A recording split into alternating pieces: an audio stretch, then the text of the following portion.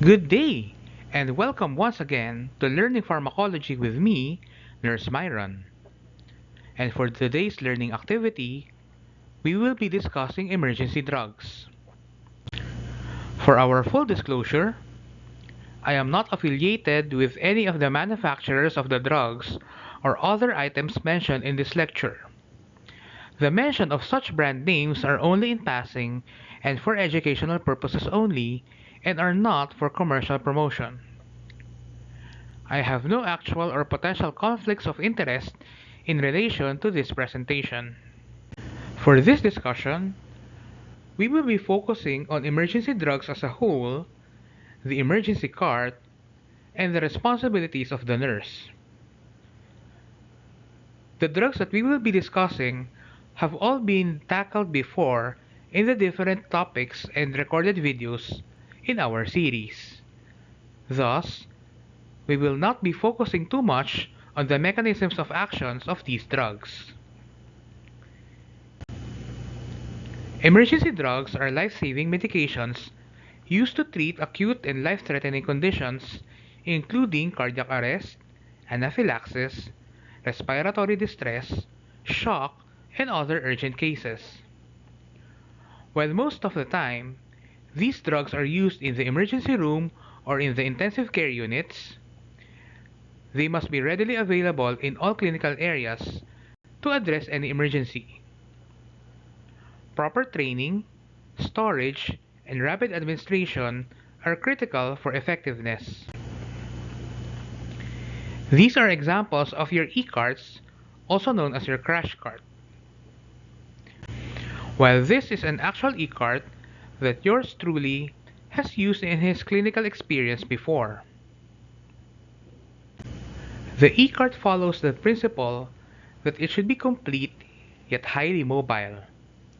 E-carts are designed to contain all items, especially the drugs, that will be used to address any medical emergency situation in the ward. In addition, the e-cart also follows the principle that the most used and most critical medications are available on the top portion. This is done for easy access and easy monitoring. So here on the top portion, you can see that the most critical and most often used medications and drugs are made available. This is done for easy access and easy monitoring. Less important drugs and supplies are found in the lower drawers of the e-cart. This will often include your syringes, other medical supplies, IV fluids, and other consumables.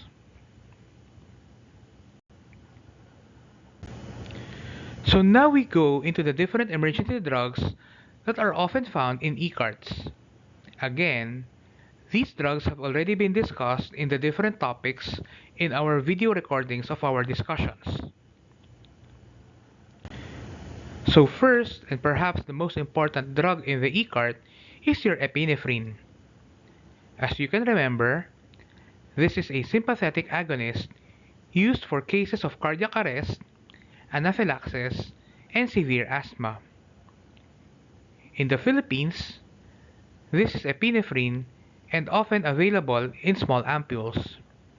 Abroad, epinephrine is known as adrenaline and can also come in vial form. Then we have your nitrates represented by nitroglycerin.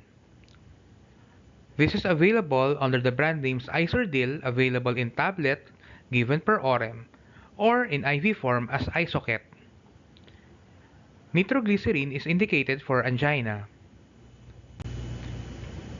Then we have your atropine sulfate, which is an anticholinergic with many different uses. In the Philippines, atropine comes in many different brands.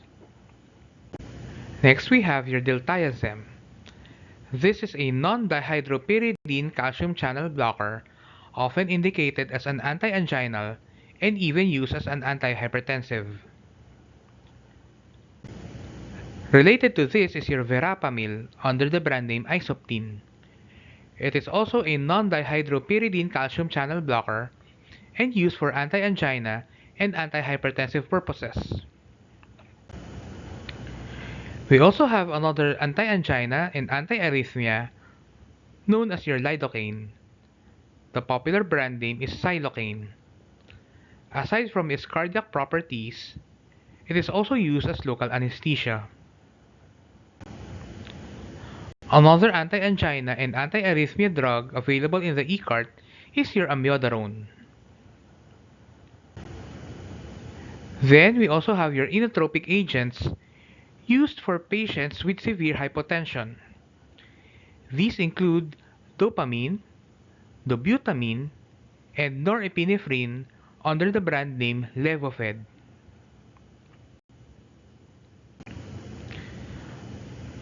We also have other antihypertensives like nicardipine and clonidine. Clonidine is available in tablet given sublingually or in IV form. Both are often found in the e-cart. Then we have your steroids, represented by dexamethasone and hydrocortisone. The e-cart often contains a diuretic such as your furosemide under the brand name Lasix. It also contains the electrolyte sodium bicarbonate. An antihistamine is also available in the e-cart. Often, this is diphenhydramine under the brand name Benadryl.